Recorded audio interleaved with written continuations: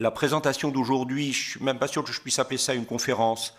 J'avais envie de faire ce que Roland Barthes appelait un album plutôt qu'un livre, c'est-à-dire de défiler pas mal d'images. Tant pis, ce sera peut-être un tout petit peu cavalcade, mais j'avais envie que vous voyiez un maximum de choses pour vous donner le goût d'aller au Petit Palais. Là aussi, ceux d'entre vous qui ont continué à fréquenter les lieux de culture, vous savez que les lieux de culture vivante, le théâtre, les concerts, ce qu'on pourrait appeler la musique de variété, etc., sont en très grand danger à l'heure actuelle. Je ne pense pas qu'il soit très bon pour une société qu'elle se prive de sa culture. Et les musées ont tendance à être extrêmement vides. Donc l'exposition dont vous voyez la couverture du catalogue ici s'ouvre aujourd'hui, le 22 septembre. Elle a choisi un cadre chronologique qui est 1801-1864, nous y reviendrons dans un instant, et la personne qui, du côté du Petit Palais, c'est-à-dire la conservatrice des peintures du XIXe siècle au Petit Palais, Servane d'Arny de Vitry, a tenu absolument à mettre l'accent sur cette périodisation. J'y reviens dans un instant. Je me permets de vous rappeler que la dernière exposition, qui avait été consacrée à la peinture danoise à Paris, chevauchait la fin de l'année 1984 et le début de l'année 1985. Elle concernait la période 1800-1850, donc celle de cette année est un tout petit peu plus étendue. Et je vous signale tout de suite, mais vous comprendrez mieux pourquoi à la fin, que aussi bien la couverture du catalogue de cette année que la couverture du catalogue encore disponible sur certains sites de vente d'occasion du catalogue de 84-85 sont toutes les deux des toiles de Kristen Kopke dont nous aurons l'occasion de reparler tout à l'heure. Alors, vous le savez, nous faisons toujours allusion à des hors-séries de revues. En fait, il n'y en a qu'un véritablement qui soit paru à l'occasion de cette exposition du Petit Palais, c'est le Connaissance des Arts que vous voyez au centre, consacré à l'âge d'or de la peinture danoise. En 2010, c'est-à-dire il y a une vingtaine d'années, Dossier de l'art, sans que j'ai pu le relier à une exposition particulière, mais ça arrive que Dossier de l'art fasse des hors-séries consacrées à des sujets qui les intéressent et qui ne sont pas nécessairement liés à une exposition en particulier. Dossier de l'art avait consacré un numéro encore disponible à Kopke et l'âge d'or danois. Et puis, au MUMA, au Havre, en 2014, on avait présenté un collectionneur français. Alors, les musées de Copenhague et de Stockholm avaient aussi envoyé des œuvres, mais on avait présenté un collectionneur français qui s'intéressait particulièrement à la peinture danoise. Alors, évidemment, nous avons parlé de peinture danoise récemment, et beaucoup d'entre vous ont eu la grande gentillesse de me dire que la conférence que j'avais consacrée à Hammershøi à l'occasion de la présentation qu'en avait faite le musée Jacques Marandré les avait beaucoup touchés. À cette occasion-là, j'avais rappelé que à la fin du XIXe siècle, autour d'un lieu qui s'appelle Skagen et qui a joué dans la peinture danoise le même rôle que Pont-Aven probablement a joué dans la peinture française à l'époque, c'est-à-dire un retour à des racines rurales et rituelles contre disons, le désenchantement du monde généré par l'urbanisation et l'industrialisation. Skagen a été un lieu très exceptionnel, en particulier à cause de la présence de celui qui était à la fois à Skagen et en même temps ne s'est jamais, d'une certaine manière, résumé au projet de Skagen. Il s'agit de ce personnage étonnant qui s'appelle Peter Severin Krøyer. Vous vous souvenez de cet extraordinaire tableau le représentant lui et sa femme sur la plage, et puis cet autre magnifique tableau aussi de lui qui représente sa femme et une amie, Anna Acher, sur la plage toujours de Skagen en 1893. J'avais fait allusion à Skagen et Krøyer puisque nous parlions de Hammershøi, qui est finalement un contemporain de l'école de Skagen. Vous vous souvenez que nous avions beaucoup insisté sur ces géométries immobiles et ritualisées, là aussi, qui semblent annoncer Mondrian, et puis cette lumière pénétrant à l'intérieur des pièces et dessinant sur le sol, là aussi, ces géométries extrêmement rigoureuses, avec ces personnages souvent vus de dos, et ces orthogonalités, ces lignes droites assez fascinantes chez Hammershøi. Alors, pour revenir à cette idée que la périodisation choisie n'est pas une périodisation hasardeuse, 1801-1864, il faut rappeler qu'en 1801, la flotte danoise a été détruite dans, disons, l'avant-rade de Copenhague par rien moins que l'amiral Nelson, puisque Copenhague, le Danemark, n'avait pas fait mystère de ses sentiments plutôt favorables à l'égard de l'aventure française de Napoléon Bonaparte, et qu'en conséquence, l'Angleterre pensait qu'il était de son devoir de neutraliser cette relation entre le Danemark et la France et de faire payer au Danemark, par la destruction de sa flotte, évidemment, cette amitié dangereuse. Voilà une image, effectivement, de la destruction de la flotte réalisée par un peintre britannique qui s'appelle Nicholas Pocock. Et cette destruction a eu lieu le 2 avril, effectivement, 1801, et elle s'est passée un tout petit peu avant l'entrée, évidemment, du détroit qui conduit vers le port de Copenhague. Voilà une autre image dans laquelle on voit effectivement Lord Nelson envoyer une chaloupe de négociation portant le drapeau britannique vers la flotte danoise pour essayer de négocier la soumission, la reddition de la flotte danoise plutôt que, effectivement, sa destruction.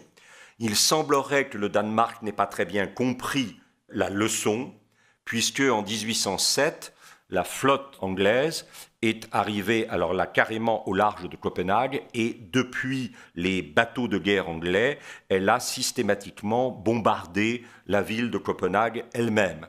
Et vous avez ici un tableau de quelqu'un dont nous allons beaucoup reparler tout à l'heure, Christopher Wilhelm Eckersberg, qui représente l'église de Notre-Dame brûlée pendant le bombardement de Copenhague. Et vous avez ici un autre tableau d'un peintre qui n'a pas été identifié et qui traduit de manière assez effectivement impressionnante le sentiment de la destruction assez féroce de cette ville de Copenhague, expédition punitive de la Grande-Bretagne pour marquer une deuxième fois sa désapprobation évidente des sentiments pro-français qui circulaient dans la société danoise à l'époque.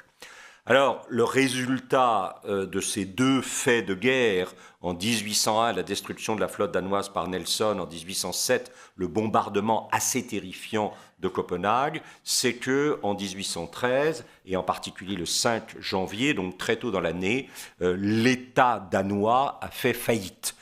Ceci s'est passé sous le règne de Frédéric VI, qui a régné de 1808 à 1839, étant né en 1784. Et non seulement, évidemment, ce règne de Frédéric VI a été un règne catastrophique par la faillite de l'État, mais suite à cette faillite, parce que, évidemment, l'État danois n'arrivait plus à, d'une certaine façon, faire face aux responsabilités que lui imposaient les liens de domination que Copenhague avait avec la Norvège. En 1814, évidemment, la Norvège a été cédée à la Suède.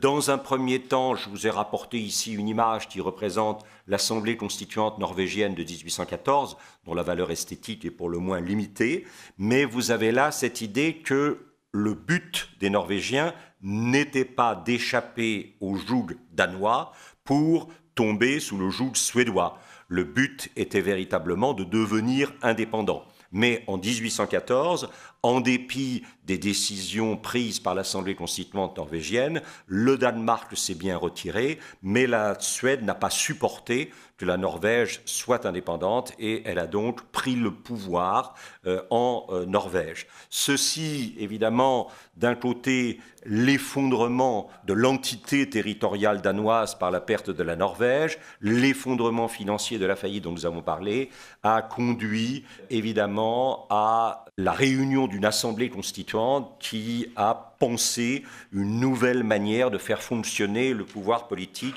au Danemark, en particulier en insistant beaucoup sur la montée vers le pouvoir de la bourgeoisie industrielle et d'affaires au détriment de l'aristocratie et évidemment de la cour. Alors, le coup de grâce est venu, bien sûr, en 1864. Il y avait déjà eu en 1848-51 une première guerre du Schleswig-Holstein. Vous savez que nous sommes là dans un mouvement qui conduira irrésistiblement à l'unité allemande proclamée dans la Galerie des Glaces en 1870 après l'effondrement du Second Empire, que cette unité allemande, elle est largement menée évidemment par la Prusse, en particulier par Bismarck à sa tête. En 1848-51, il y a une guerre de 3 ans qui va conduire à une première victoire de la Prusse, mais la pression internationale fera que la Prusse renoncera à annexer le Schleswig-Holstein. Mais en 1864, regardez par exemple ici, vous avez les régiments danois rentrant, certes battus, mais néanmoins, d'une certaine façon, pouvant donner l'illusion de la victoire à cause de la pression internationale qui dénie à la Prusse la légitimité de sa victoire sur les troupes danoises. Et puis donc là, effectivement, en 1864, on a la victoire définitive de la Prusse et regardez quand même le rattachement du Schleswig-Holstein, vous les voyez ici, à l'Allemagne, au territoire allemand, en particulier à la Prusse, et au détriment, bien sûr, du Danemark. Ceux d'entre vous qui sont venus à un voyage dans les villes de la Hanse se souviennent, par exemple, que le grand peintre expressionniste allemand Emil Nolde, qui est un peintre extrêmement important, son musée est à l'heure actuelle, évidemment, dans le Schleswig, qui, au temps de son enfance, était effectivement danois. Alors, ce que l'exposition cherche à montrer, c'est qu'au fond, la période dont il est question ici, 1801-1864, c'est au fond l'entrée de la peinture danoise dans la modernité. Et l'exposition, d'après ce que j'ai pu en comprendre, met l'accent sur l'importance du métier, c'est-à-dire l'acquisition d'un savoir-faire et la transmission d'une tradition, et d'une tradition qui n'est plus locale, mais d'une tradition qui est internationale, c'est-à-dire qui, en gros, concerne l'histoire de la peinture européenne.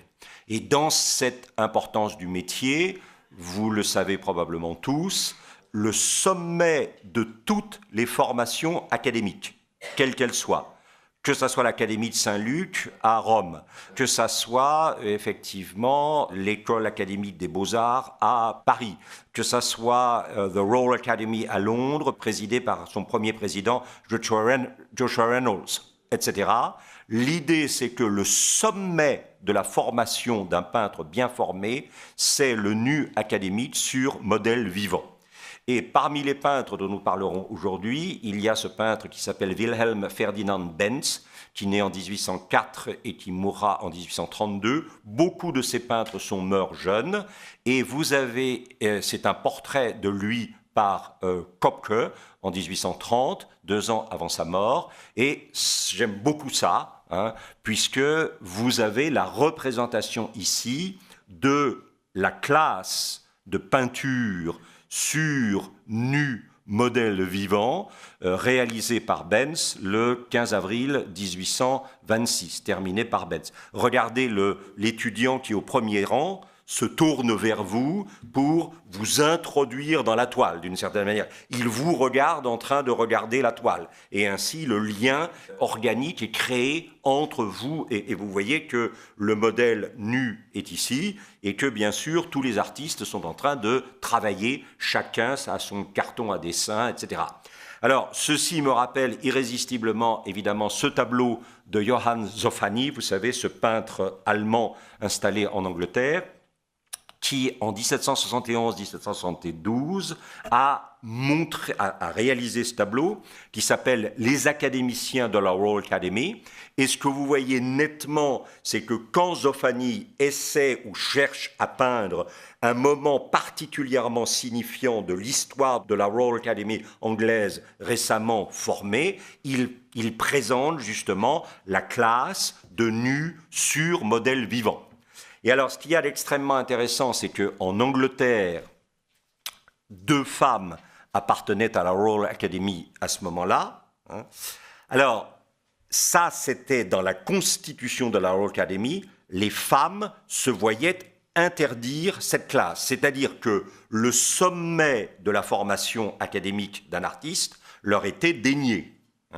Et Zoffany, d'une certaine manière, a voulu quand même signifier et stigmatiser ça, puisque sur le mur, vous avez le portrait des 2 académiciennes qui n'avaient pas le droit d'assister à la séance de nus sur modèle vivant masculin qu'il est en train de vous présenter. L'une s'appelait Mary Moser, l'autre s'appelait Angelica Kauffman. Ceux d'entre vous qui ont visité avec moi des intérieurs de Robert Adam se souviennent que Angelica Kauffman est une des personnalités qui ont contribué dans l'ordre évidemment de la peinture et des motifs décoratifs à l'œuvre de Robert Adam.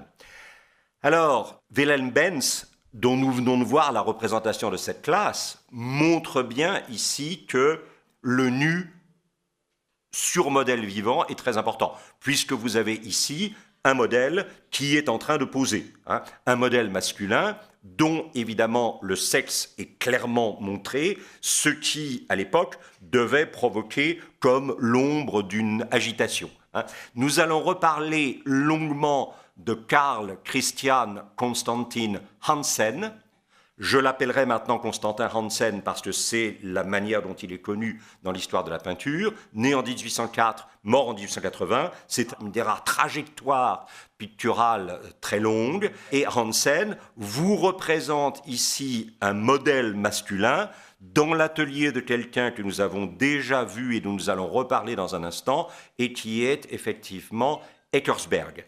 L'exposition pointe de manière très claire le rôle académique de Eckersberg. Eckersberg n'a pas été qu'un peintre académique, loin de là, mais en même temps, c'est quelqu'un qui a été extrêmement vigilant. Une fois qu'il a été nommé professeur à l'Académie des Beaux-Arts de Copenhague, il a été extrêmement vigilant sur la formation académique des peintres qui lui étaient confiés.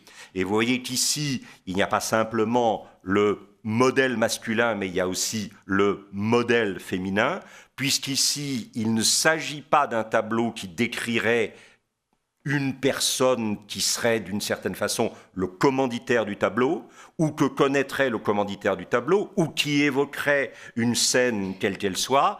Le titre du tableau, c'est « Modèle au repos ». Et donc c'est cette idée qu'entre les séances de pose, les modèles masculins ou féminins se reposent en attendant de reprendre la pose. L'exposition insiste sur ce peintre Ludwig August Smith, qui n'est pas et de loin un des peintres les plus importants. Alors, on peut ne pas aimer ça, qui est effectivement très académique, mais ça montre en tout cas l'impact de la formation voulue par l'Académie des Beaux-Arts de Copenhague et la vision qui était celle de ceux qui enseignaient une maîtrise de la peinture, disons, d'une approche très classique de la peinture. Et probablement un des plus beaux nus de l'époque a été réalisé donc par ce personnage qui s'appelle Christoph Guillaume Eckersberg. Alors, j'aime beaucoup celui-ci parce qu'évidemment, il joue toujours sur quelque chose d'essentiel dans l'histoire de la peinture, c'est-à-dire l'idée de fenêtre et miroir. Et vous avez cette idée qu'au fond, tout tableau, c'est un coin de réalité vu à travers un tempérament, comme disait l'autre, et qu'en même temps, le tableau met toujours en miroir la vision spécifique du peintre. Ici, c'est le modèle qui se reflète dans le tableau, Narcisse. Vous pourriez penser, et là évidemment je pense que Eckersberg de façon très astucieuse vous suggère qu'il y a peut-être une dimension un tout petit peu voyeuriste dans toute forme de peinture, puisque vous êtes peut-être en train de vous dire que vous ne voyez pas l'essentiel, puisque le modèle est de dos, et que probablement le miroir va vous aider, mais en fait vous remarquerez que le miroir, la courbe du miroir s'arrête juste au-dessus des pointes des seins. Donc voilà, je pense qu'il y a là quelque chose de très intelligent de la part d'Eckersberg sur l'idée qu'il ne peut pas y avoir de peinture sérieuse s'il n'y a pas une formation sérieuse qui comporte le nu académique sur modèle vivant, et que, en personnage extrêmement intelligent, il a bien compris cette dimension à la fois fenêtre, ouverture sur le réel, miroir, mise en miroir du créateur, et en même temps cette idée que la peinture, c'est à la fois quelque chose d'esthétique, mais ça peut être aussi quelque chose de voyeuriste. Je pense que, si vous voulez, ceci a probablement dans la peinture danoise, on y reviendra dans quelques instants, la même dimension peut-être de scandale que l'origine du monde de Courbet. Alors voilà Christopher Wilhelm Eckersberg, qui va naître en 1783, donc c'est vraiment quelqu'un qui a une position un tout petit peu d'ancien magistral, si je puis dire, par rapport à la jeune génération, hein. Et Christopher William Eckersberg, jeune, hein, j'aime beaucoup ce portrait, parce que c'est un portrait qui a un petit côté, bon, voilà, avec qui voulez-vous lutter, pas très académique, justement, hein, plutôt jeune révolté romantique, à sa manière. Hein. Voilà un autre nu de Eckersberg que j'aime beaucoup, hein, cette femme nue en train de mettre ses pantoufles, ça vient plus tard dans la carrière de Eckersberg en 1843, et regardez bien. Ça, c'est Eckersberg professeur. Hein, c'est plus tout à fait le même homme que celui que nous avons vu tout à l'heure. Hein. Là, voilà. Là, c'est pas un rapin, mais enfin, il y a un petit côté jeune bohème. Hein. Là, il y a quelqu'un qui est responsable de la transmission d'un savoir-faire et d'une formation. Hein, c'est clair. Et regardez en même temps, parce qu'il est à l'exposition et j'aime beaucoup, hein, c'est cette scène qui est presque une bande dessinée. Hein, et qui représente, alors il a appelé ça très gentiment scène de rue partant de vent et de pluie. Hein, voilà. Et ça, j'aime beaucoup parce que ça veut dire que chez Eckersberg, il y a à la fois, d'une certaine façon, une inscription dans une grande tradition et en même temps une intuition de quelque chose qui va requérir de plus en plus la peinture en Europe, c'est-à-dire la saisie d'un instantané dont, évidemment, l'impressionnisme sera probablement la manifestation la plus claire. Alors, j'ai bien dit, Eckersberg à cheval sur deux mondes, d'une certaine façon, c'est ce qui nous le rend intéressant, et donc il y a le grand genre, hein, c'est-à-dire cette idée que la peinture ne devrait représenter que des scènes mythologiques venant les unes de l'héritage gréco-latin et les autres de l'héritage judéo-chrétien. Et qu'une peinture qui ne représente pas des scènes mythologiques, ce n'est pas de la peinture sérieuse. Hein. Alors là, vous sentez poindre évidemment le voisinage de Courbet. Hein, ça, c'est très clair. Courbet, c'est quand même celui qui va libérer, parmi d'autres, bien sûr, hein, mais qui va libérer la peinture de l'obligation du grand genre. Et Eckersberg, il y va pour le grand genre. Hein. C'est-à-dire que vous avez la revanche d'Ulysse sur les prétendants de Pénélope. Hein, et on sait que pour eux, ça ne va pas se passer très bien à cause d'histoire d'eux. Mais regardez, j'aime peut-être encore plus cet Eckersberg-là, hein, à cause du jeu sur les lumières et à cause de ce premier plan assez sombre et de cette manière extrêmement intelligente de renvoyer la lumière à l'arrière-plan. Et ce que vous voyez là, c'est Ulysse en train de décider que c'est le moment d'échapper à Polyphème, hein, parce que sinon ça risque de mal se terminer. Ça, c'est Édipe et Antigone. Je ne suis pas absolument sûr que le décor soit très grec.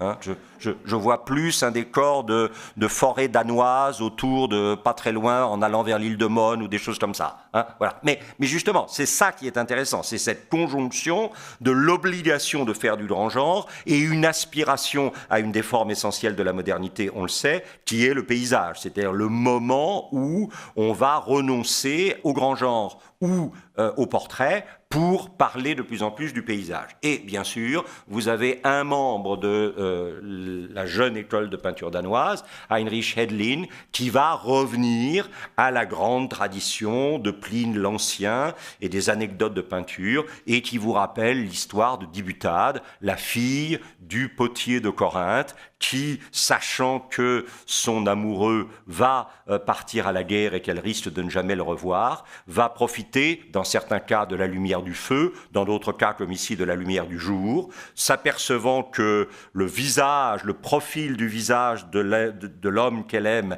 est évidemment en train d'apparaître sur le mur à cause de la lumière, encore une fois, celle d'un foyer, si la scène se passe à l'intérieur, celle du soleil, si la scène se passe en extérieur, avec un crayon, avec un charbon, elle va tracer le profil du visage pour... Alors, vous le savez, la fille de Dibutade, le potier de Corinthe, c'est vraiment ce qu'on appelle l'origine de la peinture, cette idée que la peinture, c'est ce qui sauve l'être aimé, l'infiniment précieux, de la mort par l'image. L'image trouve sa validation, sa légitimité dans le fait de sauver de la mort. Et puis, vous voyez... j'ai parlé tout à l'heure de Hansen, hein, on y revient. Ça, c'est assez étonnant. On est, je ne l'ai pas dit encore, mais vous l'avez senti, on est dans un milieu réformé très fort. C'est peut-être pour ça que le nu était aussi un peu surprenant, hein, et qu'il lui fallait une justification académique pour apparaître. Hein. Mais vous voyez, là, vous avez une sorte de transformation du Michel-Ange, Dieu faisant se lever Adam, hein, sur le plafond de la Sixtine, en un Prométhée créant l'homme. C'est-à-dire que la création de l'homme, c'est le résultat d'un vol fait aux dieux. Hein. Et ça, c'est quand même assez étonnant. Faire de Prométhée, qui est par définition celui qui trahit les dieux, qui les vole, faire de lui le personnage qui crée l'homme, ça, c'est vraiment tout à fait étonnant. Donc, variété du peindre, variété de la création. J'aime beaucoup personnellement encore Wilhelm Benz, hein, qui montre, regardez, ça aussi, c'est un sculpteur, en fait, c'est un créateur, d'un graveur de médailles, qui est en train de partir d'un modèle vivant. Alors ça, c'est une esquisse, hein, que Wilhelm Benz transformera en un tableau peut-être plus calme un peu plus tard, hein, même si, évidemment, le modèle vivant est assez présent. Et puis, de Benz, j'aime aussi ça beaucoup. Hein. Regardez, c'est toujours ce même thème, hein, puisque vous avez un jeune artiste, Ditlev Blunk, qui est en train d'examiner une de ses esquisses dans un miroir. Hein. Donc, toujours cette idée de... Je pense que... nos amis réformés qui sont ici savent bien que la réforme a à l'égard de l'image une réticence qui est que l'icône pourrait être abandonnée en faveur de l'idole, hein, et que l'image n'est légitime que si elle participe de l'icône, si elle devient une idole, évidemment, voilà. Et c'est clair que dans une société réformée un peu rigoureuse, comme l'a été le Danemark, comme l'ont été assez souvent, il suffit de remonter à Ingmar Bergman, comme l'ont été assez souvent les pays nordiques, le statut de l'image est un statut quand même relativement problématique. J'aime beaucoup cet autre Benz, hein, qui là est vraiment la peinture de paysage. Hein, c'est-à-dire que là encore une fois, on est en train de sortir de ce que j'ai appelé tout à l'heure le grand genre ou le portrait. Hein. C'est 1831, c'est un tout petit peu tardif par rapport, par exemple, aux deux grandes polarités du paysage britannique, que sont d'un côté Turner et de l'autre Constable, même si ça appartient encore à ces questionnements-là. Et puis, ce que j'aime beaucoup, ce sont ces représentations. Alors, est-ce qu'on peut parler d'ateliers? Non, ce sont des peintres qui sont généralement très individualisés, mais en même temps, donc ça ne fonctionne pas comme Rubens, hein, c'est clair. Je n'ai pas le temps de rappeler ici comment fonctionnait l'atelier de Rubens, ou comment fonctionne celui de Jeff Koons aujourd'hui, ce qui est la même chose. Hein. Mais en même temps, vous avez un format, je dirais, d'atelier étendu, qui est quand même l'idée que ces gens se voient beaucoup entre eux, échangent beaucoup entre eux, et n'arrêtent pas de correspondre en se retrouvant dans des tavernes comme ici, à la fois probablement pour boire et transgresser un certain nombre de règles règles de la bienséance, mais en même temps probablement pour parler de leurs œuvres. Et ça se poursuit dans un autre tableau de Benz que j'aime beaucoup, qui s'appelle effectivement Rencontre au fumoir, hein, et qui date de 1827-1828. Alors, autre élément qui est extrêmement intéressant dans la peinture danoise de l'époque, c'est un autre élément de classicisme, évidemment un tout petit peu retardé par rapport au XVIIIe siècle, qui est la séduction de l'Italie. Je vous ai montré là, à 2 reprises, ce que j'appelle moi une sorte, comment dirais-je, d'atelier amical, hein, d'atelier transgressif. On n'est probablement pas là pour travailler ensemble, on est plutôt là pour boire, pour fumer, pour échanger des histoires ou des nouvelles, mais en même temps, inévitablement, je pense, quelque chose d'une conversation à propos du métier va avoir lieu. Là, regardez, c'est très net. Hein. Moi, j'aime beaucoup ce genre de tableau. Hein. C'est un groupe, évidemment, d'artistes danois en Italie. Hein. Ça a été fait en 1837 par Constantin Hansen, qui est lui-même le premier que vous voyez ici, là, à gauche. Hein. Et puis ensuite, vous avez Michel Gottlieb Bindesboll, peu importe, Martinus Rorby. Regardez-le bien ici, c'est un personnage dont nous allons beaucoup reparler tout à l'heure. Et vous vous apercevrez, quand je vous montrerai son portrait par Hansen, qu'en fait, Hansen avait fait des portraits individuels de chacun de ces modèles ici, et les a ensuite rassemblés dans ce que les Anglais appellent a conversation piece. Hein. Pour ceux d'entre vous qui connaissent l'histoire de la peinture anglaise du XVIIIe, c'est une conversation piece parfaite. Hein. Et puis après, vous avez Wilhelm Marstrand, Ditlev Blunk, Albrecht Lüchler et Jorgenson, et peu importe. Hein. Mais voilà. Et là, vous voyez, ça, ce sont les éléments préparatoires. C'est-à-dire qu'avant de se lancer dans le rassemblement des personnages, Hansen a pris du temps pour faire chacun des personnages dans une pose caractéristique et les a ensuite, vous le voyez ici, hein, il les a ensuite remis en collectivité dans le tableau. Hein, vous voyez ici, hein, ou là. Hein, voilà.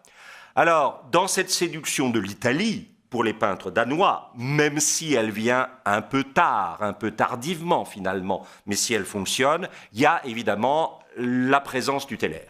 Et cette présence tutélaire, que vous le vouliez ou non, c'est évidemment Bertel Thorvaldsen, hein, dont vous voyez ici qu'il est nettement plus âgé que les jeunes artistes danois qui l'entourent, dont certains étaient représentés sur le tableau de Hansen que je viens de vous montrer.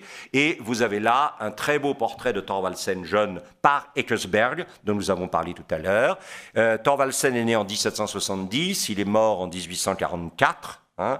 Vous avez là, d'une certaine manière, portant évidemment une décoration danoise, vous avez là le portrait du maître reconnu, hein, de celui, c'est lui, le pôle de présence danoise à Rome, puisqu'il vit à Rome, qui attire irrésistiblement vers Rome les jeunes artistes. Hein. Alors vous voyez qu'ici, on n'est pas dans un maître néoclassique, on est plutôt dans un maître romantique. C'est ça qui est passionnant chez ces gens-là, en particulier chez Thorvaldsen, c'est qu'il a été à un moment dans l'agitation et dans la fièvre romantique, et puis que tout ceci, si vous voulez, Bonaparte, et puis que tout ceci s'est calmé dans une sorte de néoclassicisme que certaines personnes n'aiment pas, mais qui reste quand même essentiel, et qui est Napoléon. Hein, nous avons cet extraordinaire avantage, nous, en France, c'est que nous avons la même personne qui incarne les deux grandes tendances esthétiques de l'époque, le révolutionnaire romantique, et puis le retour à l'ordre néoclassique, et d'une certaine façon, Bonaparte, c'est le révolutionnaire romantique, et voilà. Alors, c'est clair qu'il y a un modèle, hein, et que ces modèles, c'est Antonio Canova. Hein, le grand Psyché et l'amour qui est au Louvre aujourd'hui. Vous le voyez ici à l'état de travail, hein, dans cet extraordinaire pastel de Hugh Douglas Hamilton, qui représente un érudit anglais, Henry Tresham, en train de contempler la maquette, en quelque sorte, l'esquisse en plâtre du futur Psyché et Cupidon et l'amour de... Alors, vous avez ici un Thorvaldsen plus âgé, hein, qui est représenté par un peintre allemand qui s'appelle Karl Joseph Begas, avec une de ses statues. Et vous sentez bien qu'ici, on n'est plus dans la fièvre et une violence contenue romantique qu'on avait vue précédemment. Et puis, alors, évidemment, c'est très émouvant, parce que ici, vous avez quoi? Vous avez un tableau, hein, qui représente Bertel Thorvaldsen en train de faire le buste du peintre qui a peint le tableau.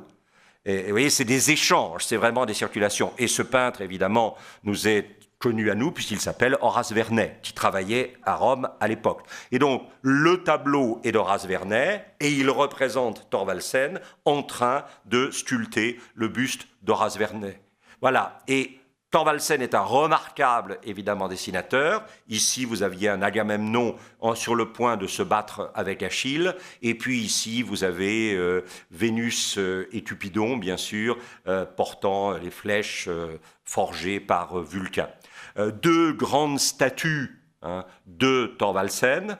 À gauche, un Jason portant la toison d'or. À droite, une Vénus à la pomme, et j'ai rapproché évidemment la Vénus à la pomme de Thorvaldsen à droite, de l'Amour et Psyché de Canova à gauche. Et puis, une des œuvres les plus connues, évidemment, de Thorvaldsen, sont Ganymède en train de désaltérer Zeus qui s'est transformé en aigle pour pouvoir l'emmener comme échanson des dieux dans l'Olympe.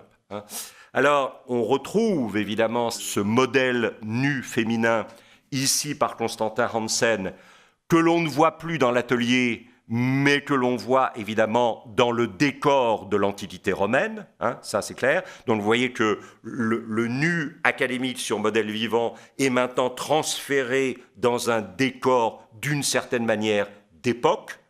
Et il y a le thème pastoral qui apparaît avec le fait que le modèle est en train de jouer de la flûte. Et alors ça, c'est assez extraordinaire, puisque vous avez le jour de la Saint-Luc. Or, n'oubliez pas que l'Académie des Beaux-Arts de Rome est placée sous le patronage de Saint-Luc, puisque Saint-Luc était normalement peintre et qu'il aurait réalisé lourd icône, la première image jamais peinte de la Vierge et de l'Enfant.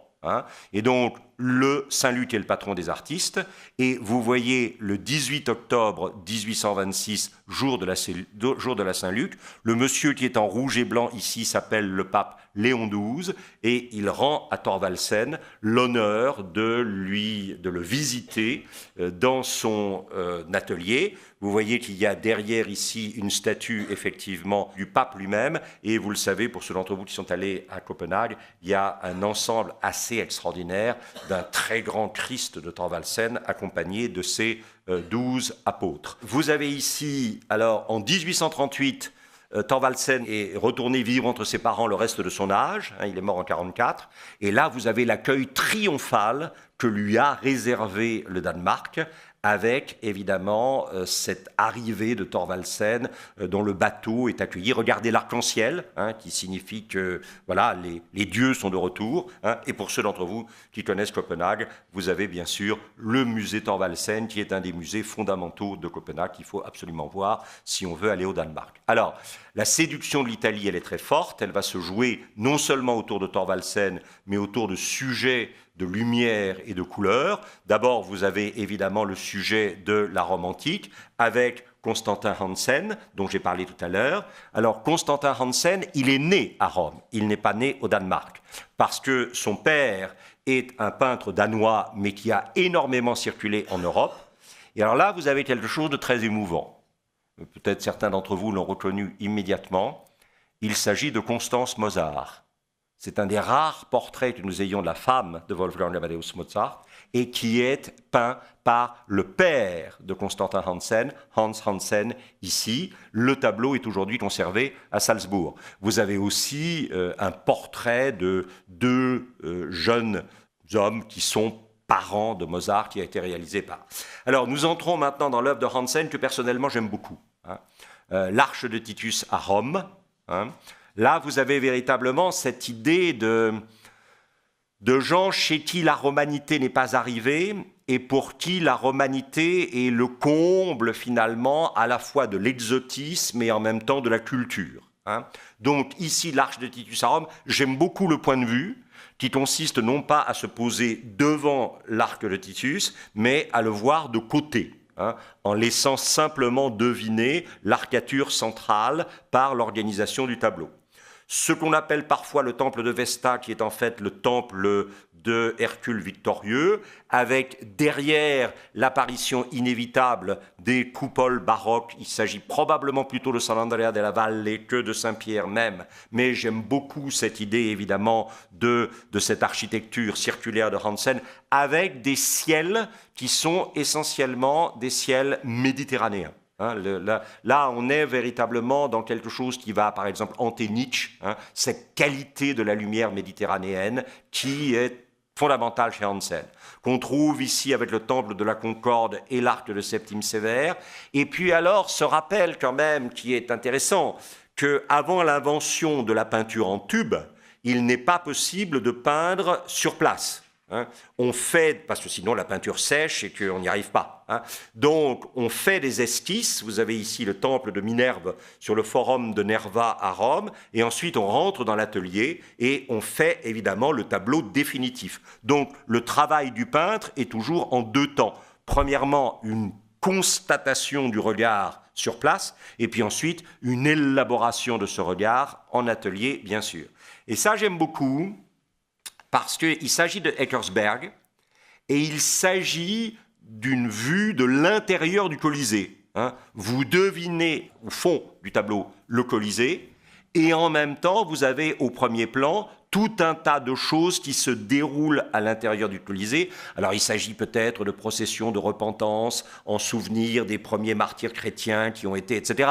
Mais en même temps ça veut dire que dans ce décor extraordinairement païen, vous avez évidemment une cérémonie religieuse qui, pour un regard réformé, est un tout petit peu problématique. Hein.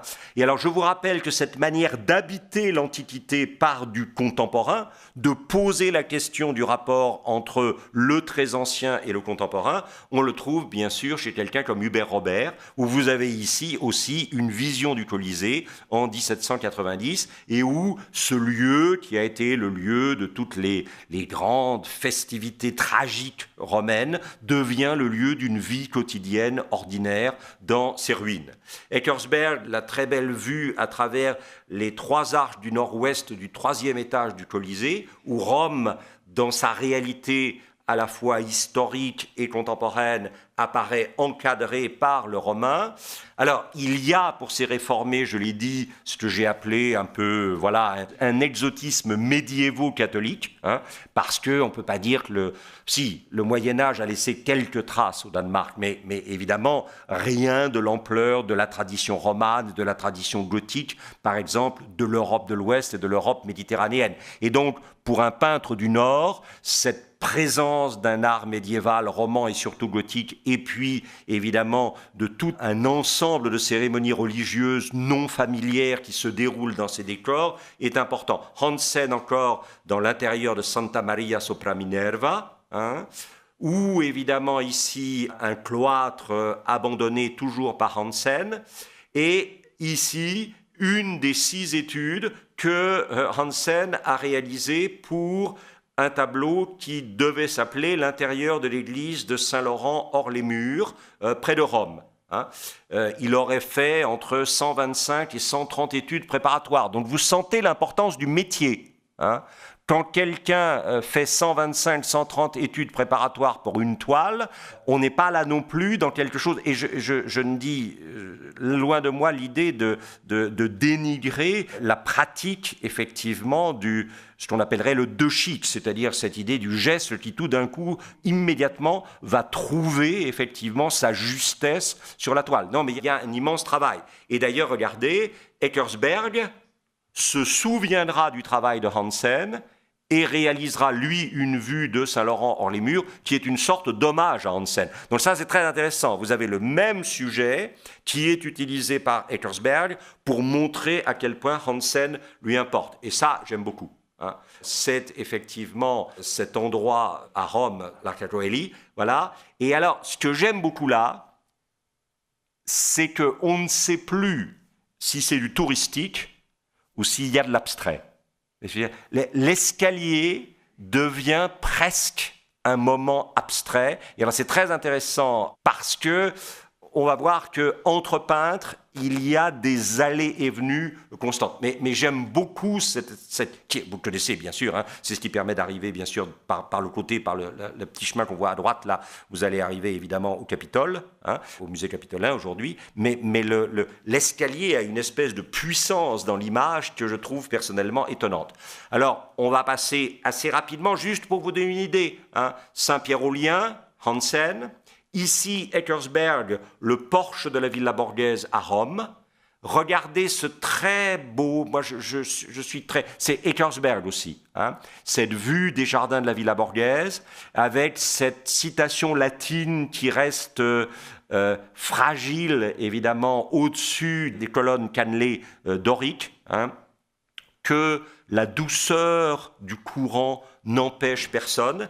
Et je vous rappelle, ces passages dans les jardins de la Villa Borghese, hein, bon, vous avez reconnu, bien sûr, un des plus grands peintres de l'histoire de la peinture qui était déjà passé par là pratiquement 200 ans avant. Et ce très grand peintre dans l'histoire de la peinture, déjà passé par là 200 ans avant, lors d'un premier voyage à Rome, c'est Diego Velázquez, bien sûr. Hein. Bon.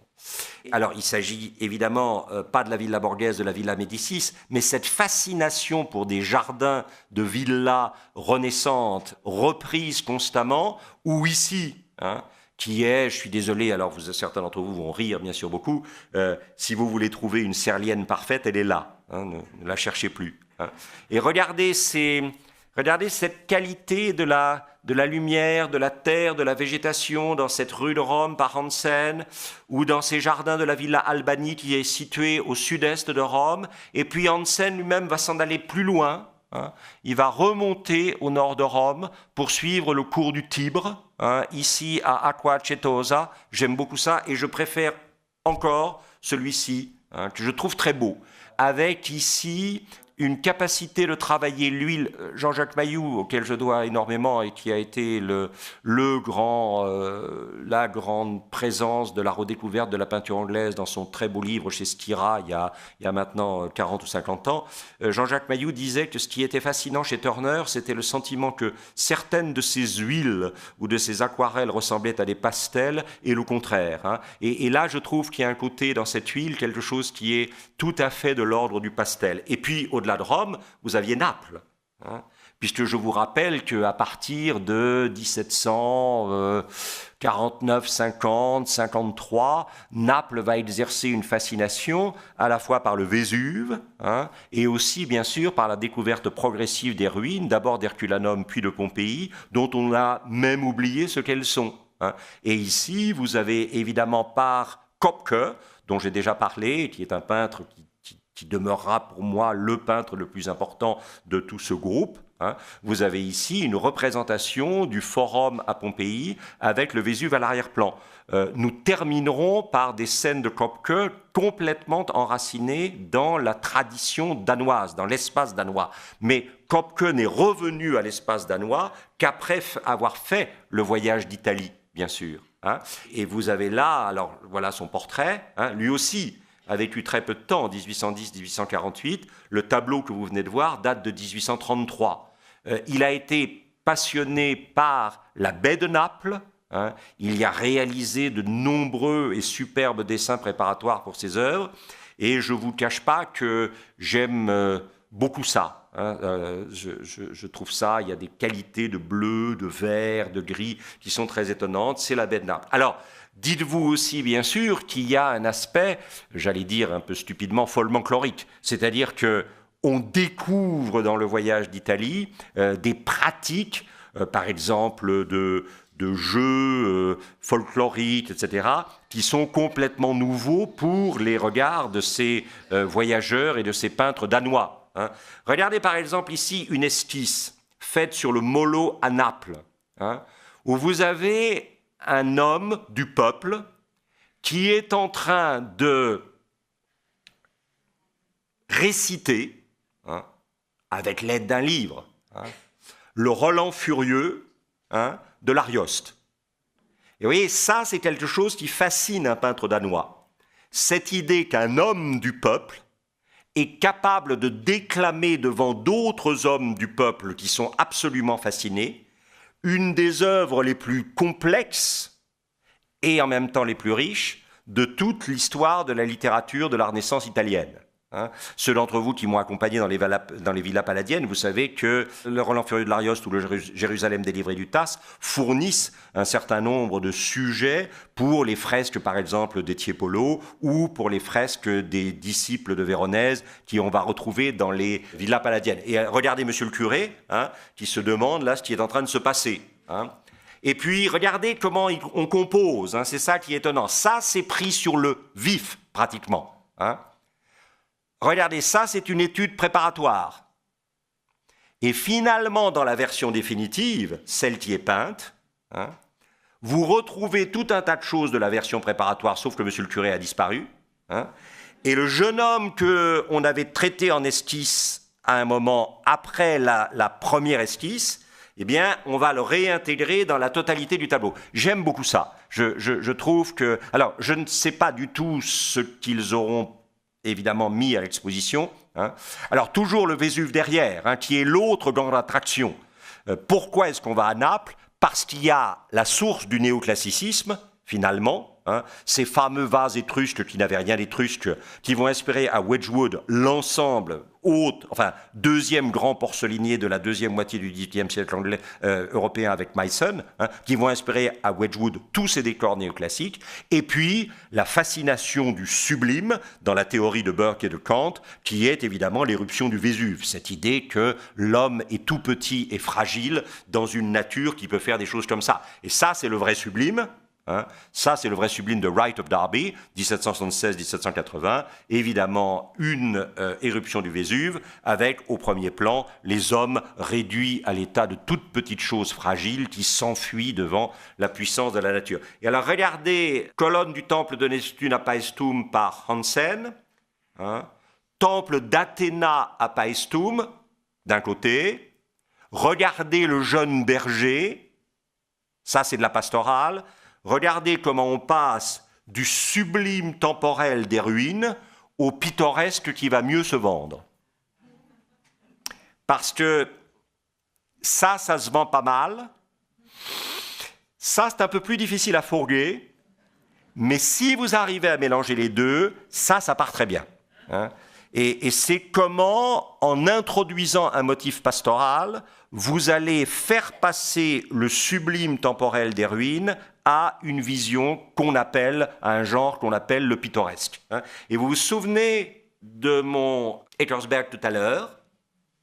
Regardez le même, il s'agit d'Amalfi, bien sûr, vous avez reconnu, mais il s'agit de, Martinus Rorby, qui était tout à l'heure dans le tableau de Hansen des peintres danois installés dans cet intérieur romain, vous vous souvenez, Je vous l'avais désigné. Regardez, ça c'était le tableau préparatoire de Rorby. J'adore ça. Ça s'appelle 1840 dans le cloître à Palerme. Et là, vous voyez tout ce qu'un Danois peut trouver qui est pour lui d'une extraordinaire étrangeté. On ne trouve pas ça à. Alors, encore une fois, c'est vrai. C'est une exposition qui va vous proposer ce qu'on aurait peut-être tendance à appeler de très grands petits maîtres. Ce ne sont pas des gens qui ont révolutionné l'histoire de la peinture, ce ne sont pas les impressionnistes. Mais en même temps, ce sont des gens qui aussi ont résumé toute l'histoire de la peinture à un moment. Et là, vous avez effectivement cette quête d'un exotisme, parce que là, il s'agit d'un exotisme pour Rorby. Regarde comme ça, par exemple. La vue du Parthénon avec un grec en train de fumer. Voilà, on est entre les colonnes du Parthénon. N'oubliez pas, c'est le moment où les Anglais vont venir prendre effectivement toutes les métopes du Parthénon et vont les emmener effectivement à Londres, au British Museum, qu'elles n'ont jamais quitté depuis, en dépit des réclamations de. Et alors regardez, on va trouver chez ces gens-là aussi l'orientalisme, c'est-à-dire des joueurs d'échecs devant un café, devant l'échoppe d'un café et d'un barbier turc, et puis là, au contraire, ça, je trouve ça merveilleux, mais là, on est en plein pittoresque, puisque vous avez le notaire, qui est en train, évidemment, de signer le contrat de mariage entre le monsieur à gauche, qui a apporté les sous, et la dame à droite. Et ça, c'est devant la mosquée de Kilich Ali Pacha à Constantinople. Donc vous voyez qu'un certain nombre d'entre eux sont allés. Et là, on sent bien que la photographie demande à naître. Parce que est-ce que c'est encore de la peinture? C'est-à-dire, vous sentez que le geste du peintre a complètement disparu au profit de la représentation de la réalité et que ce type d'image va être pris en charge très peu de temps après par... Et alors, en même temps, si vous voulez, Rorby est capable de faire ça, que je ne déteste pas, mais à un moment, il comprend que la peinture sera plus grande s'il enlève l'anecdote pittoresque des personnages. Et il fait ça que je trouve bien supérieur. Cette manière de suggérer, effectivement, par la démultiplication des objets et des plantes, l'absence des personnages.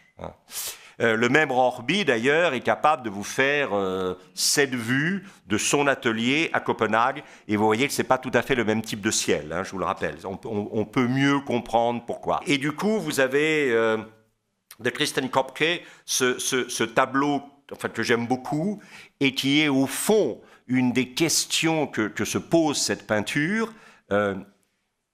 Certes, il nous fallait nous former à l'école de la très grande image, mais est-ce que se former à l'école de la très grande image, ça n'était pas s'enfermer dans une tradition alors qu'il fallait plonger au fond de l'inconnu pour trouver du nouveau? Moi, c'est ça qui, si vous voulez, me passionne dans des expositions comme ça. Alors, il y a des gens qui ne peuvent voir que des chefs-d'œuvre impressionnistes, etc. Mais vous comprenez pourquoi ils pensent que c'est des chefs-d'œuvre impressionnistes? Parce qu'on leur a dit. Alors que là, vous comprenez qu'il y a un moment où l'histoire de la peinture était finalement arrivée au bout de quelque chose. Et qu'il a fallu que d'autres gens franchissent le pas et inventent. Et là, je trouve que cette sorte de regard à la fois fasciné et en même temps endeuillé sur cette beauté qui à la fois est incontestable, mais qui ne peut plus être la nôtre. Et c'est ce que racontera, je m'excuse, c'est un texte que je cite régulièrement, et vous savez, je n'ai pas beaucoup de citations sous la main, mais le peintre de la vie moderne de Baudelaire. Au fond, ceci, là, c'est... Un Baudelaire va vous répondre à ça. N'essayez pas de nous montrer combien nous sommes finalement romantiques dans nos dégaines antiques ou médiévales. Montrez-nous comment nous sommes romantiques dans notre modernité. Et ça, c'est ce que fera un Caillebotte, par exemple. C'est clair. Voilà. D'où la question. D'où la question de ce Jürgen Röd, artiste assis au bord du chemin. Et la grande question, c'est quel chemin faut-il prendre ? Alors pour les peintres danois, ceux qui ne vont pas évidemment à Rome, il y a un autre chemin. Et l'autre chemin, c'est la peinture romantique allemande, c'est-à-dire Caspar David Friedrich. Et regardez, ici il s'agit de Eckersberg, vous montrant les deux jeunes filles à la fenêtre, dont je ne peux pas penser qu'il n'y ait pas un rapport avec Friedrich, bien sûr. Voilà. Et alors c'est clair que Friedrich, évidemment, autour de la mer Baltique, va découvrir ce lieu absolument extraordinaire qui sont les falaises calcaires de l'île de Rügen. Le tableau date de 1818-1819. Il est préservé dans un musée un peu improbable qui est à Winterthur, mais il est somptueux. Regardez en plus, je crois que je vous l'avais montré, nous avons l'esquisse qui, elle, est à Leipzig. Nous avons l'esquisse topographique du tableau, et puis tout d'un coup, évidemment, le passage à quelque chose d'autre qui est, au fond, la fragilité de la présence humaine face à cette forme du sublime qui n'est plus un sublime jaillissant et vertical vers le haut, mais qui est un sublime, finalement, de l'ouverture vertigineuse vers l'enfoncement et vers le bas, avec cet encadrement de blancheur assez superbe, et puis cette sorte presque d'ovale sacré entre le bas, les falaises, et puis le haut, effectivement, ce qu'on appelait une mandorle, vous savez, dans lequel la peinture du début du Moyen-Âge inscrivait la présence sacrée. Il y a une sorte de mandorle ici, faite par la pierre et par les arbres. Et donc, vous avez évidemment ce personnage, Eckersberg, qui va vous faire ici les falaises, non plus de l'île de Rügen, qui elle déjà appartient à l'Allemagne, mais de l'île de Mon, qui est située, certains d'entre vous qui sont venus au Danemark avec moi les ont vus, qui est située d'une certaine façon au sud de Copenhague, et où vous retrouvez les mêmes formes de calcaire et les mêmes formes extrêmement accidentées et donc là participant du sublime. Ici, encore une fois, Eckersberg et ici, Södring. Södring, ce peintre qui représente ici son ami Kristen Kopke, c'est une des plus séduisantes représentations d'un jeune peintre, la palette à la main, presque encore enfant. Comme si finalement ça correspondait vous savez cette phrase de Picasso que j'aime citer, à 12 ans je peignais comme Raphaël, il m'aura fallu le reste de ma vie pour réapprendre à dessiner comme un enfant. Il y a quelque chose de l'enfance du regard préservé ici que je trouve très émouvante, et regardez la façon dont Södring, et en ça il est important, ne va pas aller chercher ces ruines en Italie, mais il va aller les chercher dans divers endroits autour de la mer Baltique.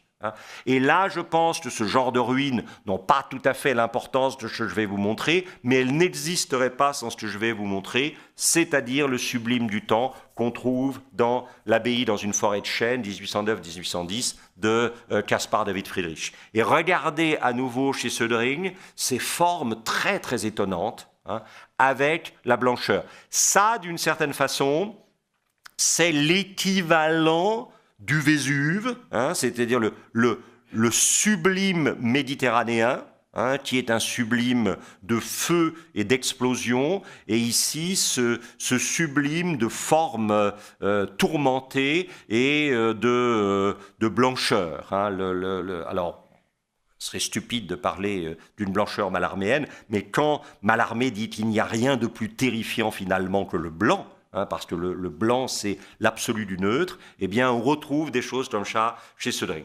Alors, évidemment, l'autre chemin, ça peut être d'aller regarder du côté du romantisme de Caspar David Friedrich. Ça peut être aussi probablement... alors, j'hésite à dire accompagner Courbet, mais c'est quand même le parti pris du réel. Qui est quand même la grande leçon de la peinture du 19e siècle. Alors vous me direz, Vermeer, c'est aussi le parti pris du réel, certes, mais voilà. Et c'est presque du Paulus Potter, il faut de la vavache, parce que c'est le quotidien. Voilà. Alors, vous n'êtes pas obligé d'aimer ça. Si vous n'aimez pas ça, je comprends. Mais c'est un personnage qui s'appelle Johann Thomas Lundby, qui va lui aussi mourir à l'âge de 30 ans, c'est assez étonnant. Et qui, d'une certaine façon, et c'est ça que moi j'aime chez Lundby, vous dit, y a de la vavache, ça c'est vrai, mais d'abord on peut peut-être pas vivre sans. Et puis deuxièmement, est-ce que notre regard est encore capable d'être séduit par cette espèce d'humilité du quotidien?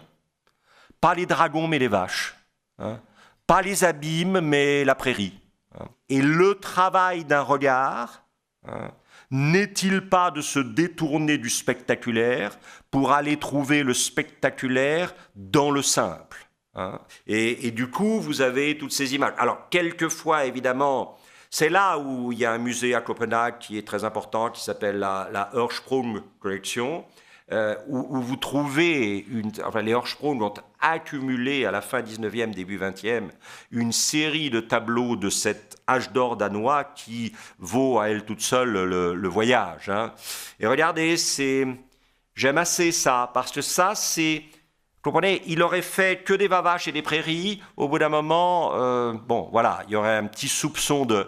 Mais là, c'est une sorte de sublime discret. C'est un sublime en mineur. Musicalement parlant, c'est pas du majeur, c'est pas Bright of Derby tout à l'heure, mais ça reste quand même du sublime. La falaise. Regardez la taille des personnages, qui très évidemment vous montre à quel point, même si c'est pas le Vénus en éruption, même si c'est quand même quelque chose qui... Et il n'y a pas besoin d'aller au Vésuve en éruption pour retrouver quelque chose du sentiment du sacré devant la nature. Nous n'avons pas d'autre monde que le nôtre. Et si notre regard s'est usé au point de ne pas reconnaître le côté miraculeux et fabuleux de ce monde réel dans ses aspects les plus simples, eh bien, quelque chose de l'humain s'est tu en nous. Je préfère ça, c'est clair. Bon. Ou ça, que je trouve alors assez éblouissant, personnellement.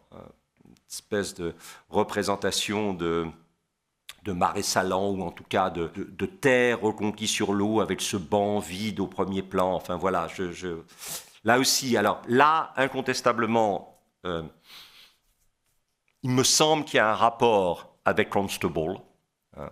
Cette idée que il n'y a pas d'autre endroit pour nous que l'endroit de nos racines, et que quels que soient les efforts que nous faisons et que nous devons faire pour échapper à un enracinement qui serait un enfermement, dès que nous sommes partis loin, nous n'avons qu'un désir, qui est celui que les Grecs appelaient le nostos, c'est-à-dire le désir du retour, nostos ayant donné, bien sûr, comme vous le savez mieux que moi, nostalgie. Et regardez ça. Moi, j'aime beaucoup ça. Je trouve ça, c'est un lac au Danemark. Et alors, il y a ce thème du chasseur, ce thème de la quête, ce thème du gibier à trouver, du sens à saisir. Voilà, moi, Bon, dernière image de Lundby, hein, à cet endroit, si vous voulez, où quelque part... le nord de la Hollande, le nord de l'Allemagne, le sud du Danemark se rejoignent dans cette alliance de l'eau et de la terre, ces paysages un peu plats, avec quelques éminences. Voilà. Alors on peut aussi s'intéresser, évidemment, c'est toujours Martinus Rorby dont nous avons parlé tout à l'heure, on peut aussi s'intéresser à la ville, hein. Parce que non seulement il y a la nature, mais il y a la ville. Le 19e siècle est un siècle de la ville, c'est un siècle du bourg, c'est un siècle du bourgeois, bien sûr, hein. Et là, on est avec la prison de Copenhague en 1831. Et regardez comment Eckersberg, dont il a été souvent question, a su à la fois assumer la quotidienneté du réel et en même temps refuser de tomber dans un réalisme trop plat. Souvent avec des solutions de point de vue, hein. On met les choses à distance, hein. Regardez l'extraordinaire horizontalité de ce tableau, scandé par les verticalités des mâts, hein. Mais il y a une sorte d'horizontalité que j'aime beaucoup. C'est aussi Eckersberg. N'oublions pas que, évidemment, le Danemark est une presqu'île, donc c'est un endroit où la terre dialogue sans cesse avec l'eau et où, inévitablement, les horizontalités de la terre et de l'eau sont constamment rompues par les verticalités des bateaux. Des représentations peut-être un peu classiques de bateaux, hein, mais en même temps des représentations aussi, ça j'aime beaucoup, hein. D'abord je trouve la composition avec cet angle droit qui pénètre évidemment dans la mer, surmonté d'une lanterne. Alors vous allez penser que je raconte n'importe quoi, mais au fond, est-ce que ce n'est pas une métaphore de la peinture? C'est-à-dire, est-ce que la peinture, ce n'est pas quelque chose qui, face à un informe du quotidien, va donner à ce quotidien une forme assez rigoureuse, assez tenue, assez tendue, ce qui nous amènera à regarder le réel autrement, hein, sera une lumière sur le réel, hein. Et vous voyez, ça c'est... Je vous montre ça parce que c'est un Kopke, et je vous l'ai dit, nous allons vers une sorte pour moi, enfin, de choix que je justifierais, mais qui, je le reconnais, est un choix très personnel, hein. De Kopke comme la présence peut-être la plus séduisante et la plus satisfaisante de tout le groupe, même si j'ai essayé de rendre à chacun des gens de ce groupe, et malheureusement pas à tous. Alors ça, je dirais, c'est un Kopke qui hésite encore à trahir le réel pour mieux le dire, hein. Cette idée de traduttore traditore, le traducteur traître, mais en fait, finalement, la traîtrise du traducteur, c'est celle qui fait qu'on regardera enfin le réel comme on ne l'avait jamais regardé. On l'avait peut-être vu, mais c'est ça la fonction de la peinture, au fond. La fonction de la peinture, l'image est justifiée parce qu'elle nous oblige à mieux regarder le réel. Elle questionne finalement. Et là, c'est encore évidemment un tout petit peu... là, vous sentez qu'on est déjà à toute autre chose. J'aime beaucoup ça, la porte nord de la citadelle. Je trouve les jeux d'ombre assez superbes. Et progressivement, Kopke va réduire le nom. Là, il y avait... tout petit côté anecdotique, il y a un peu trop de monde. qui je trouve est très fort chez Kopke, c'est cette intelligence du fait que on crée peut-être encore mieux en soustrayant qu'en ajoutant. Et que, Picasso a dit ça de nombreuses fois et brillamment, hein, mais il n'est pas le seul, hein, cette idée qu'au fond, la grande tentation peut-être enfantine, pas infantile, mais presque, d'un artiste, ça serait de vouloir apparaître comme le virtuose qui accumule. Puis il y a un moment où on s'aperçoit que le très grand artiste, c'est celle ou celui qui enlève. Et qui ne s'arrêtera d'enlever qu'au moment où elle aura le sentiment que si on enlevait encore, alors finalement l'œuvre ne tiendrait plus. Mais trouver ce point d'équilibre de l'œuvre où il n'y a pas trop pour que le regard s'égare, et il y a suffisamment pour que le regard soit sensible à cette idée qu'on a ôtée pour parvenir à. Ou alors ça que je trouve fabuleux. Espèce de... C'est presque une japonaiserie. Hein. C'est ça qui est fou. Alors on est en 1837, hein, en même temps, voilà. Mais ce pont-levis nord de la citadelle de Copenhague en 1837, je trouve ça très très étonnant. Alors, j'ai parlé de bourg, de bourgeoisie. Inévitablement, la bourgeoisie, vous vous souvenez de l'Assemblée constituante dont on a parlé tout à l'heure, quel moyen elle a de montrer que c'est elle qui a pris le pouvoir, de remplacer l'aristocratie et éventuellement l'Église, mais dans les pays réformés, ce n'est pas l'Église qui est là, hein, mais l'aristocratie, dans le mécénat, c'est-à-dire tout simplement payer pour se faire représenter. Hein, ce qu'on appelle le mécénat à ce moment-là, c'est ça, c'est payer pour se faire représenter. Et là, vous avez effectivement, voilà, hein, c'est un marchand qui s'appelle le marchand Joseph Raphaël, hein, c'est Eckersberg, et vous voyez bien que c'est ce qu'on appellerait un pilier de la société. Hein, voilà, c'est quelqu'un qui certainement compte. C'est quelqu'un dont probablement les parents ont dû assez mal vivre la faillite de l'État, hein, et qui se dit que, bon voilà, maintenant on est passé à autre chose.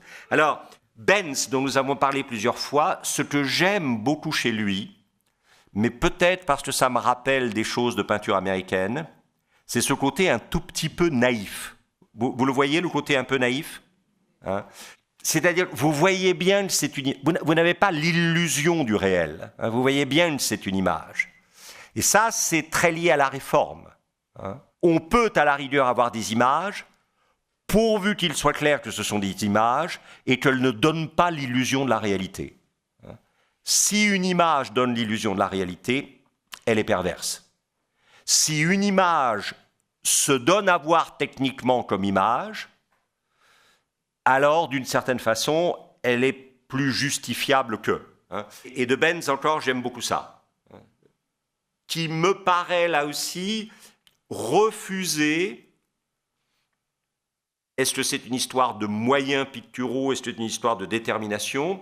Refuser de jouer le jeu d'un illusionnisme parfait. Hein. Vous sentez bien qu'il ne s'agit pas d'une présence, il s'agit d'une représentation.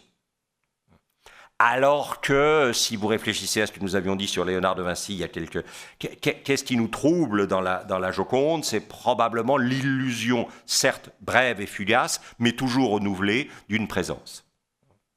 Là, je ne pense pas que ça soit le cas. Et alors, regardez, quand même, bon, là, c'est clair. Hein, bon.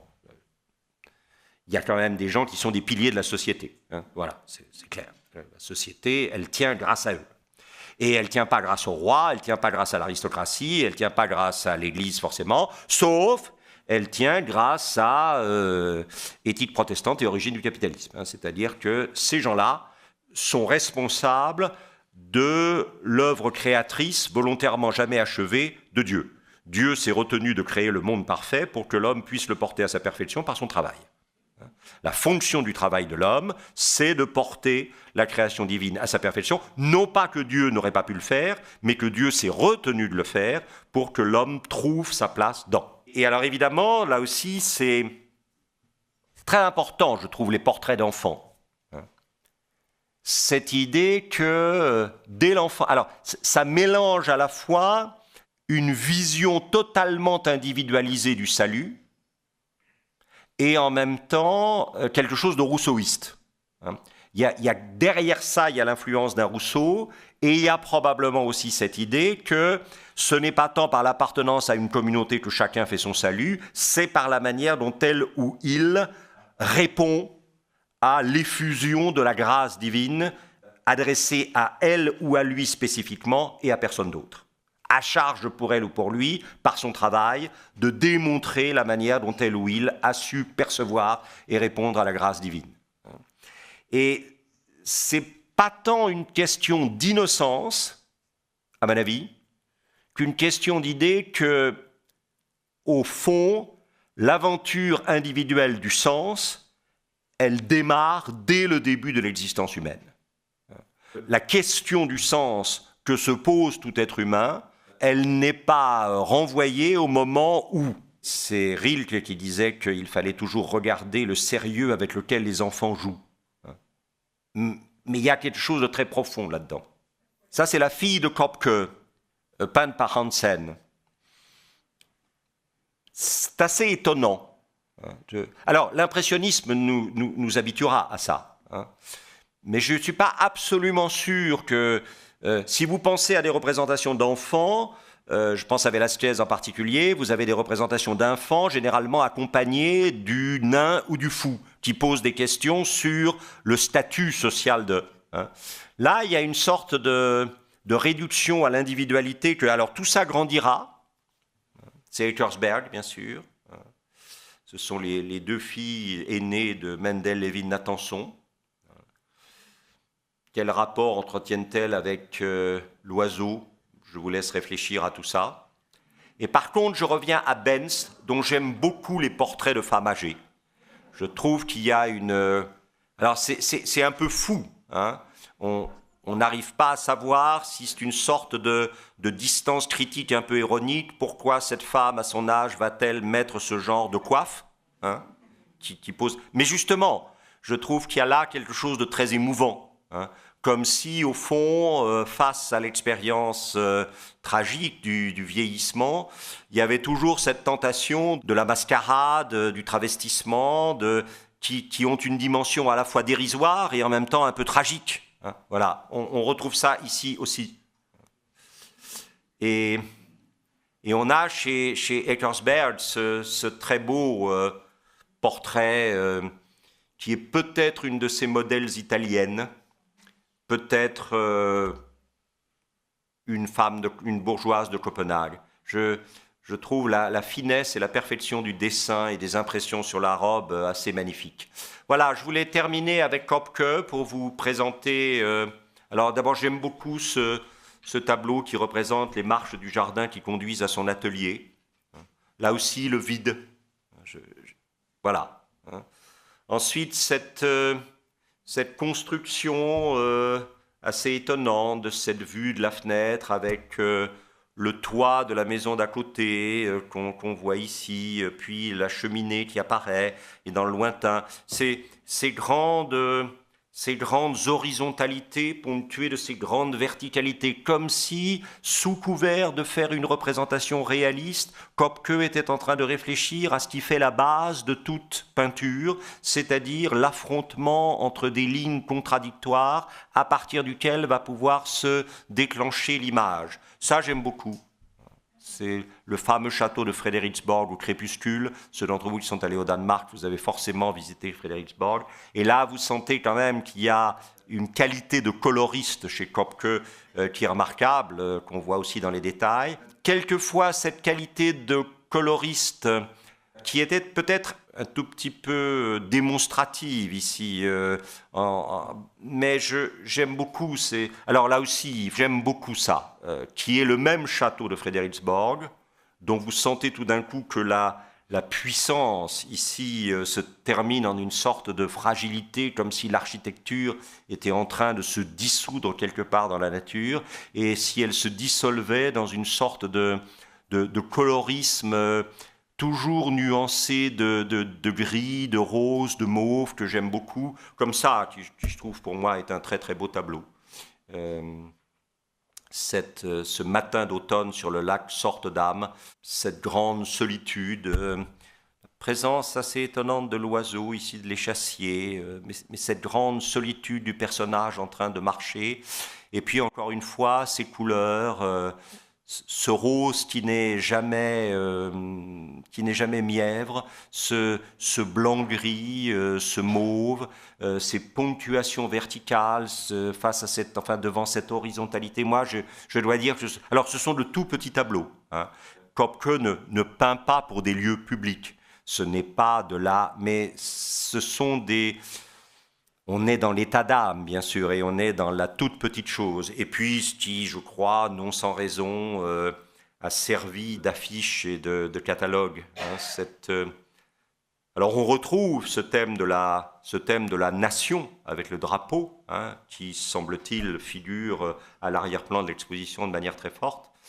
Et puis, cette attente. Hein. Alors, bien sûr, les personnages vont arriver, mais il n'a pas représenté l'arrivée, il n'a pas représenté l'absence de promesse d'arrivée, il a représenté ce temps où tout est encore possible. Bien sûr, ils vont venir, mais peut-être n'arriveront-ils jamais.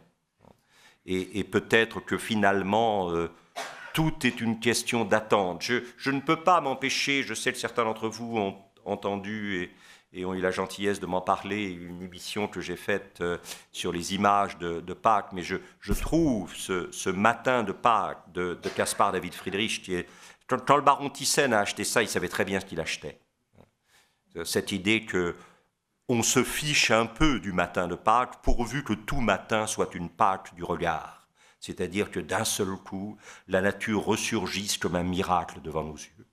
Et que, lavé de l'habitude, lavé de cette usure finalement que la paresse de notre regard fait subir au réel, au fond tout d'un coup le réel reprenne sa capacité de nous étonner. Hein, voilà. Et c'est vrai qu'en revoyant ce tableau, je pensais aux quelques mots par lesquels Yves Bonnefoy conclut ce somptueux poème où il médite sur la carrière et le travail de John Constable.